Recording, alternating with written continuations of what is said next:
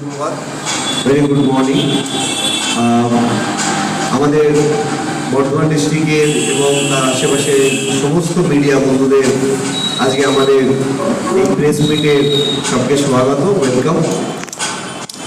আগামী রবিবার 22শে ডিসেম্বর আমাদের কল্পতরু ব্যাংকুয়েট হলে 11তম ISF Bengal state karate championship হচ্ছে। উপস্থিত থাকছেন আমাদের মাননীয় এমএলএ সাহেব এবং আমাদের ডিএম এবং এসপি, সবাইকে আমরা ইনভাইট করেছি। তো মোটামুটি আমাদের কনফার্মেশন আমরা এমএলএ থেকে পেয়েছি, উনি উপস্থিত থাকছেন এবং আশেপাশে যারা জ্ঞানী মানুষ রয়েছেন, ক্রীড়াবিদ রয়েছেন এই বর্ধমান শহরে, তাদের সবাইকে আমরা নিমন্ত্রণ জানাচ্ছি।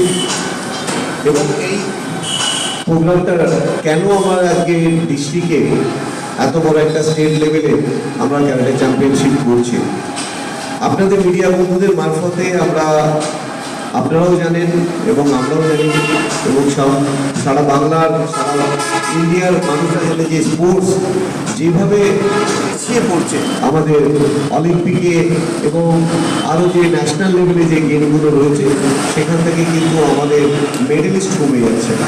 তার কারণ হচ্ছে গ্রামগঞ্জে থেকে খুব ভালো ভালো ছেলেমেয়েরা তারা আসতে পারছে না এবং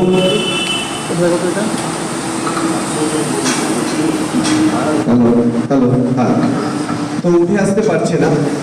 তো আমরা তখনই একটা ডিসাইড করলাম যে আমরা বিভিন্ন ডিস্ট্রিক্টে গিয়ে আমাদের এই ন্যাশনাল ইন্টারন্যাশনাল লেভেলে স্টেট লেভেলের মতো আমরা বড় বড় চ্যাম্পিয়নশিপগুলো করব। আমাদের মিডিয়ার মারফতে সমস্ত মানুষের কাছে আমরা পৌঁছে দেব এবং গ্রামগঞ্জের ছেলেমেয়েরা আরও যাতে সুযোগ সুবিধা পায়, শহরের ছেলেমেয়েদের সাথে তারা কাঁধে কাঁধ মিলিয়ে যারা লড়াইটা করতে পারে এবং নিজেদের জায়গাটা করতে পারে এবং আমাদের প্রশাসনিক তরফ থেকে তাদের সাহায্যের হাত বাড়িয়ে দেবে এবং তারা বিভিন্ন জায়গা থেকে সেই সুযোগটা পাবে। আপনারা দেখবেন বিভিন্ন নিউজ চ্যানেল মারফতে অনেক প্লেয়ার তাদের আবেদন থাকে, তাদের আগ্রহ থাকে যে তারা আজকে এত মেডেল পেয়েছে, এত ট্রফি পেয়েছে, কিন্তু কোনো দিকে তারা কাজ করতে পারছে না। তো সেইগুলোকেও আমরা তুলে ধরবো। আমাদের মেন ফোকাস হচ্ছে যে ডিস্ট্রিক্ট লেভেল থেকে স্পোর্টসগুলোকে, শহরতলি জায়গা থেকে স্পোর্টসগুলোকে আরও তুলে ধরা, আর সেটাই কিন্তু আমাদের লক্ষ্য এবং সেই লক্ষ্যটাকে আমরা সামনে রেখে আমাদের 11তম ISF Bengal state karate championship আমরা করতে চলেছি। সেটা হচ্ছে কল্পতরু ব্যাংকুয়েট হলে 22শে ডিসেম্বর 2024। কতগুলো ছেলে মেয়ে এই অংশগ্রহণ করবে? আর এখান থেকে আশা রাখছি আমাদের এখনো 800 পার্টিসিপেন্টে আমাদের নাম এনলিস্ট হয়ে গেছে। আরও আশা করছি যে আমাদের 200 কাছাকাছি হওয়ার সম্ভাবনা রয়েছে। 800 কনফার্ম আমাদের এখন হয়ে গেছে। এটা প্রত্যেকে কোথায় আছে? শুধু বর্ধমান জেলা না? না, এটা হচ্ছে যে যেহেতু স্টেট লেভেলে আমাদের এখানে 15টা ডিস্ট্রিক্ট আসছে। একদম দার্জিলিং থেকে, দার্জিলিং রয়েছে, কালিম্পং রয়েছে, তো মিরিক রয়েছে, এদিকে কোচবিহার, সমস্ত ডিস্ট্রিক্ট থেকেই আমাদের কিছু কিছু প্লেয়ারগুলো আমরা রয়েছে। এর মধ্যে কতজনকে চ্যাম্পিয়নশিপ দেওয়া হবে? এখান থেকে যারা আমাদের মেডেলিস্ট হবে তারা আগামী দিনে আমাদের 25শে মে 2025 সালে দার্জিলিং ডিস্ট্রিক্টে আমরা ন্যাশনাল লেভেল চ্যাম্পিয়নশিপ করছি। এই মেডেলিস্ট ছেলেগুলো যারা হবে তাদের আমরা সুযোগ দেবো ন্যাশনালে খেলা, এবং যারাই মেডেল পেয়ে ন্যাশনালে যাবে প্রত্যেককে আমাদের একটা করে ট্র্যাক শ্যুট দেওয়া হচ্ছে, একটা শু দেওয়া হচ্ছে এবং একটা কিট ব্যাগ, ফুল কিট ব্যাগ দেওয়া হচ্ছে যাতে আমাদের এই ন্যাশনাল মেডেল করতে পারে। গত 11 বছর ধরে এখন পর্যন্ত কত সংখ্যক ছেলেমেয়েরা ন্যাশনালে খেলেছে? এইটা তো কাউন্ট করা খুবই মুশকিল, কিন্তু আমার একটা হচ্ছে 10,000 বাচ্চা, 10,000 বাচ্চা এরকম ন্যাশনাল লেভেলে অ্যাপ্রক্সিমেট 10,000 বাচ্চা ন্যাশনাল লেভেলে গিয়ে ওরা খেলেছে এবং মেডেল অর্জন করেছে। এরা খেলছে, ন্যাশনালে মেডেল অর্জন করছে, আগে ভবিষ্যতে কী হচ্ছে? এরা কিন্তু চাকরি পাচ্ছে, কাজ পাচ্ছে। তাহলে এই যে এতটা সময় ধরে এরা এখানটা সময় দিচ্ছে, আমরা যেমন পড়াশোনার সময় দিয়ে চাকরি আসায়, এখানে তারা সময় দিচ্ছে, কী পাচ্ছে আপনাদের?